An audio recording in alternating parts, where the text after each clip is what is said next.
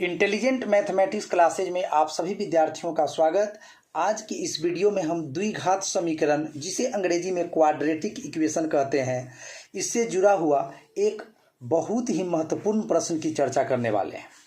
आज के इस वीडियो में आपको बताएंगे गुणनखंड विधि से हम किस प्रकार द्विघात समीकरण को सोल्व करेंगे। ठीक है बच्चों, आज के वीडियो में गुणनखंड विधि से द्विघात समीकरण को हम लोग हल करना सीखेंगे और आपके लिए बिल्कुल चुनिंदा प्रश्न लेकर हम हाजिर हुए हैं। अगर इन 4 प्रश्नों को आपने अच्छे से स्टडी कर लिया तो निश्चित रूप से आप समझिए कि बिहार बोर्ड में आप लोग 2 नंबर प्राप्त कर लिए। एक क्वेश्चन तो ऐसा है 3 नंबर, x² - 3x - 10 = 0। ये बहुत ही इम्पॉर्टेंट है आप लोगों के लिए और बहुत आसान भी है। तो चलिए हम इस वीडियो में एक नहीं, 2 नहीं, पूरे 4 प्रश्नों का सॉल्यूशन आपको करके बताएंगे, वो भी तो गुणनखंड विधि से। और आप सीखेंगे 2 मार्क्स। अब 2 मार्क्स कितना कीमती हो सकता है ये तो परीक्षा देने वाला विद्यार्थी समझ सकता है। तो आज का ये वीडियो छोटा है लेकिन आपको दिलाएगा 2 मार्क्स गारंटी के साथ। तो आप इस वीडियो को अंत तक देखिए और अच्छे से समझिए। तो चलिए पहला क्वेश्चन अभी मैं सोल्व करके आपको बता दे रहा हूँ। ये रहा आपका फर्स्ट क्वेश्चन। ये रहा आपका फर्स्ट क्वेश्चन। √2x² + 7x + 5√2 = 0। इसको सोल्व करना है गुणनखंड विधि से बच्चों। तो हम लोग क्या करेंगे, एक रफ करेंगे हम लोग। सबसे पहले आपको प्रथम पद में गुना करके देखना है तृतीय पद से, फर्स्ट में लास्ट से गुना करना है। यानी √2x² में 5√2 से गुना करना है। √2x² में 5√2 से गुना करना है। तो जैसा कि जानते हैं √2 में √2 से गुना होता है तो सिंपल 2 होता है बच्चों। 5 पहले से था और x² भी पहले से था, तो मिला 2 × 5 = 10x²। चलो भाई, ये हो गया 10x²।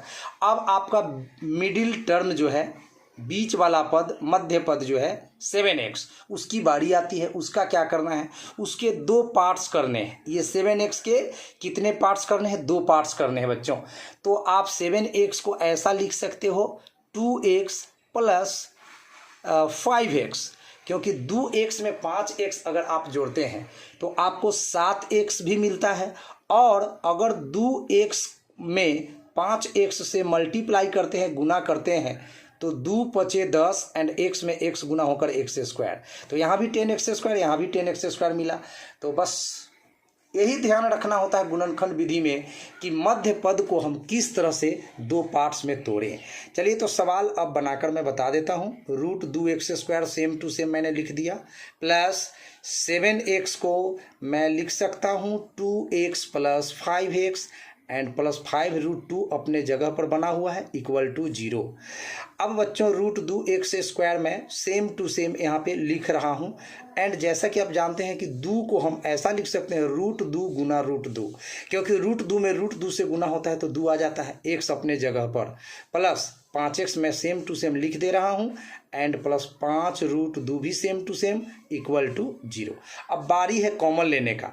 तो √2x² एंड √2 × √2 x में से कॉमन लेना है। तो देखिए सीधा सीधा √2 भी मिल रहा है, x² और x में x मिल जाएगा, तो कुल मिलाकर √2x कॉमन हो रहा है। तो x² है, एगो x बाहर हुआ तो एगो x बच गया यहाँ, और √2x कॉमन हुआ तो यहाँ पर एगो √2 बच रहा है, तो इस √2 को मैंने लिख दिया। प्लस 5x और 5√2 में देखिए ये 5 है और ये 5 है, तो 5 कॉमन ले लीजिए, तो यहाँ x बच रहा है एंड प्लस के बाद इसमें √2 बच रहा है = 0। अब पूरे में से कॉमन लेना है, तो देखिए x + √2 यहाँ भी है और x + √2 यहाँ भी है, तो ये x + √2 आपको यहाँ दोनों जगह से कॉमन ले लेना है।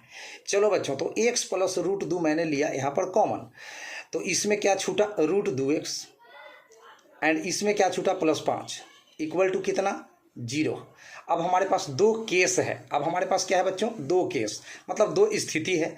पहला x + √2 = 0, तो मैं लिखूंगा कि जब फर्स्ट केस 0 के बराबर होगा, यानी x + √2 = 0 होगा, उस स्थिति में x बराबर +√2 बराबर के बाद गया तो -√2, तो ये एक आंसर आपका हो गया। एंड जब second case root 2x plus 5 बच्चों, root 2x plus 5 equal to 0, तो रूट 2x इक्वल टू ये प्लस 5 बराबर के बाद माइनस 5 हो गया बच्चों, एंड x के पीछे रूट 2 मल्टीप्लाई में है तो आपका डिवाइड में चला जाएगा, तो ये भी आपका आंसर हो गया। तो हमेशा याद रखिएगा कि द्विघात समीकरण के जब भी आंसर आएंगे तो कितने आएंगे, 2। द्विघात समीकरण के कितने आंसर आएंगे, 2 आंसर आएंगे। तो पहला आंसर हुआ माइनस में रूट 2 और दूसरा हुआ माइनस में 5/√2। चलो बच्चों, अब आपका दूसरा क्वेश्चन मैं सॉल्व करने जा रहा हूँ। चलो आप अपना दूसरा क्वेश्चन को देख लीजिए, यही है आपका दूसरा क्वेश्चन, 6m² - 7m + 2 = 0। चलो बच्चों, तो यहाँ भी m का मान हम लोग अभी निकालेंगे, अभी हम लोग m का मान निकालेंगे। क्वेश्चन नंबर 2 डीलिंग होगा आप लोगों का। चलो भाई धैर्य के साथ बने रहिए, 4 क्वेश्चन मैं आप लोगों के बीच सोल्व करने जा रहा हूँ। अभी हमारा जो सेकंड वाला क्वेश्चन है बच्चों, सेकंड वाला जो क्वेश्चन है वो इस तरह से है कि 6m² - 7m प्लस का 2 = 0। रूल तो याद हो ही गया होगा। आपको क्या करना है, पहला में तीसरा से गुना कर लेना है। पहला पद है 6m², तो यहाँ 6m² लिख दीजिए, गुना तीसरा पद आपका 2 है तो 2 लिख दीजिए, 6 दूना 12 m²। ये रिजल्ट आपको माइंड में रहना चाहिए कि पहला पद में तीसरा पद से गुना करने पर कितना आ रहा है, 12m²। अब बारी है बीच वाले पद का, तो बीच वाला पद में आपका है माइनस में 7m। अब बच्चों माइनस में 7m को आपको 2 पार्ट्स में करना है, तो एक पार्ट्स कर देते हैं इसका माइनस में 4m, एक पार्ट कर देते हैं माइनस में 3m। -4m -3m मिलकर -7m। अगर -4m में -3m से गुना करेंगे तो माइनस गुना माइनस आपको मालूम है प्लस, 4 × 12m²। तो इस तरह से यहाँ भी 12m² और यहाँ भी 12m²। तो बिल्कुल बीच वाला पद को सोच समझ के तोड़ना है। तो 6m² और -7m को मैं लिख सकूंगा -4m -3m और प्लस में 2 = 0। अब 6m² और 4m में से क्या कॉमन ले सकते हैं, तो 6 और 4 में से 2 कॉमन होगा, क्योंकि 2 के पहाड़ा में 6 भी आता है, 2 के पहाड़ा में 4 भी आता है, और m² m में से m कॉमन होगा। तो 6 में से 2 कॉमन लेने पर 3 बचता है, m² में से m कॉमन लेने पर m बचता है, और 4 में से 2 कॉमन लेने पर 2 बचता है और m कॉमन हो गया तो बात खत्म हो गया। अब -3m + 2 में तो कुछ कॉमन दिख नहीं रहा है, तो -1 कॉमन होगा, तो यहाँ पर 3m बच गया है एंड +2 था, लेकिन अब -2 होगा, क्योंकि जब माइनस कॉमन लेते हैं तो चिन्ह बदलता है, तो ये +2 है बच्चों, तो -2 हो गया = 0। अब टोटल में से कॉमन लेना है, तो 3m - 2 यहाँ भी दिख रहा होगा आपको, और 3m - 2 यहाँ भी दिख रहा होगा। तो बच्चों 3m - 2 टोटल में से मैंने कॉमन लिया, तो इधर छूट गया है आपका 2m एंड इधर छूट गया है -1 = 0 बच्चों। अब यहाँ पर फिर से 2 केस बन रहा है।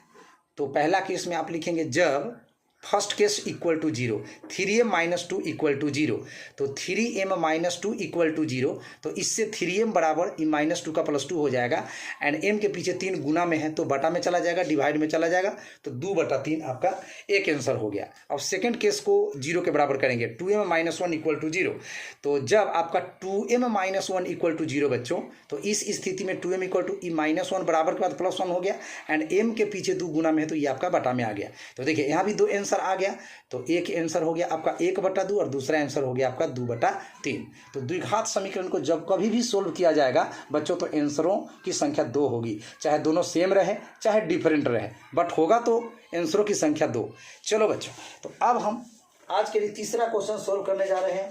तो अब तीसरा क्वेश्चन को भी आप लोग देख पाएंगे, जो सबसे ज़्यादा इम्पोर्टेंट है और बिहार बोर्ड इसको सबसे ज़्यादा पूछता है, तो थोड़ा सा ध्यान देंगे इस प्रश्न पे। ये बोर्ड मॉडल प्रश्न है जो 3 नंबर में मैं बतलाने जा रहा हूँ, पहले ही VVI लिख दे रहा हूँ, ठीक है बच्चों।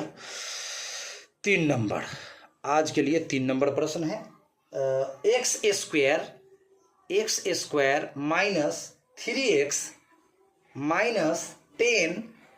= 0, ठीक है बच्चों। तो यहाँ भी वही काम करना है, आपको पहला पद में गुना करना है तीसरा पद से, यही गुणनखंड विधि का तरीका है। पहला पद है आपका x² गुना तीसरा पद है -10, जब गुना करेंगे तो आ जाएगा प्लस गुना माइनस -10x²। 10x² माइनस में आ गया। अब इसको आप दिमाग में रखिएगा कि पहला पद में तीसरा पद से गुना करने पर कितना आया, -10x²। अब बारी है मध्य पद की, यानी माइनस में 3x। अब बारी किसकी है, माइनस में 3x। इसको दो पार्ट्स में करना है बच्चों। तो इसको दो पार्ट्स में हम ऐसा कर सकते हैं बच्चों, प्लस का 2x एंड माइनस का 5x। ठीक है बच्चों, क्योंकि 2 x में से 5 x घटेगा तो आपका माइनस में 3x आ जाएगा। और जब दोनों को गुना करिएगा 2x में -5x से, तो प्लस का माइनस से गुना होगा तो माइनस का चिन्ह रहेगा, और 2 पचे का 10 और x गुना x तो आपका x² हो जाएगा। तो -10x² यहाँ भी है और -10x² यहाँ भी है। तो इसी बात का आपको ध्यान रखना है कि पहला पद में तीसरा पद से गुना करके जितना आएगा, मध्य पद के दोनों टुकड़ों को गुना करने पर उतना ही आना चाहिए, तभी जाकर आपका गुणनखंड विधि से सॉल्व किया हुआ सही माना जाएगा। तो चलो बच्चों, x² मैंने लिख दिया। -3x के दो पार्ट्स क्या हुए थे, -3x के दो पार्ट्स, प्लस का 2x माइनस का 5x, प्लस का 2x माइनस का 5x, क्योंकि 2x में 5x घटेगा तो -3x आ रहा है। -10 अपने जगह पर इक्वल टू 0। x² और 2x में से x कॉमन लिया जाएगा, तो x² में x कॉमन लेंगे तो x बचेगा, और 2x में x कॉमन लेंगे तो 2 बचेगा, और -5x -10 में -5 कॉमन हो जाएगा, तो -5 कॉमन होगा तो यहाँ x बच रहा है, और माइनस का चिन्ह कॉमन लेंगे तो -10 जो है इसका चिन्ह बदलेगा, तो ये प्लस में हो जाएगा 5 दूनी के 10।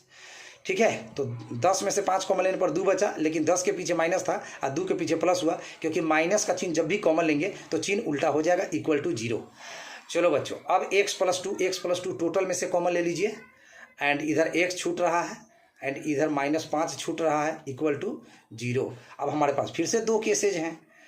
जब फर्स्ट केस यानी x+2 इक्वल टू 0 तो x इक्वल टू -2, और जब सेकेंड केस यानी x -5 इक्वल टू 0 तो यहाँ x इक्वल टू -5 बराबर के बाद +5। इस तरह से बच्चों आपको x का मान आ गया -2,5। तो यही आपका आंसर्स हो गए।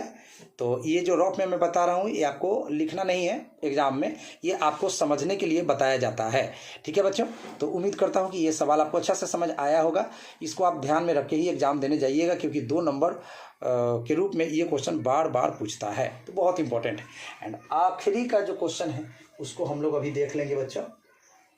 तो चलिए, आज के लिए चौथा क्वेश्चन एंड आखिरी क्वेश्चन इस वीडियो का होगा, और काफ़ी है, 4 क्वेश्चन अगर हम बता दिए हैं तो आप निश्चित रूप से गुणनखंड विधि से अब तो हल कर ही पाएंगे। तो हमारा प्रश्न है बच्चों इस तरह से, 4 number, 2z² + z -6 equal to 0।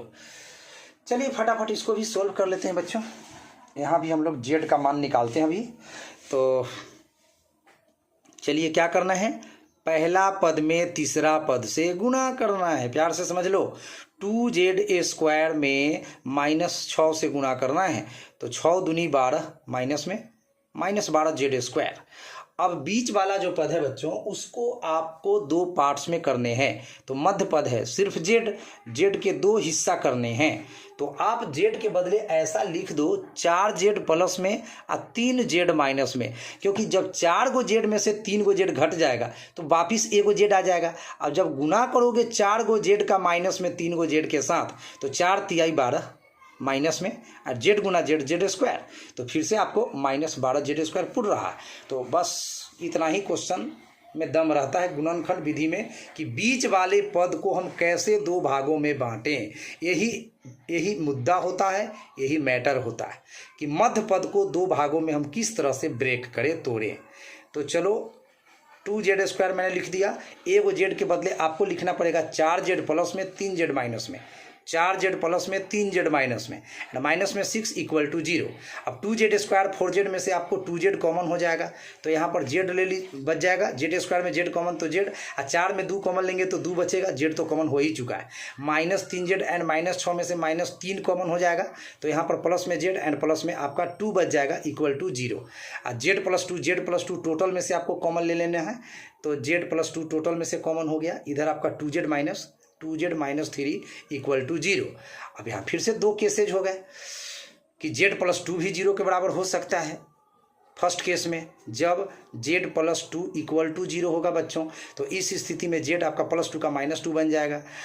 जब सेकेंड केस 0 होगा यानी 2z -3 इक्वल टू 0, तो इस स्थिति में 2z -3 बराबर के बाद जाके +3 बन जाएगा। एंड z के पीछे आपका ये 2 मल्टीप्लाई में है तो उधर डिवाइड में चल जाएगा। 3/2 का आप 1.5 भी लिख सकते हैं। तो इस तरह से आपका z के दो मान हो गए, -2 एंड 1.5। तो प्यारे बच्चों, जब भी किसी द्विघात समीकरण को सोल्व करेंगे तो आंसरों की संख्या 2 आएगी, चाहे दोनों आंसर सेम रहे चाहे डिफरेंट रहे। तो आई होप आज की इस वीडियो में आप लोग गुणनखंड विधि से द्विघात समीकरण को हल करना अच्छे से सीखा होगा। एंड इसी तरह के इंटरेस्टिंग मैथ्स के वीडियो को देखने के लिए आप हमारे चैनल के साथ जुड़ जाइए। आई वांट टू से आप हमारे चैनल को सब्सक्राइब कर लीजिए।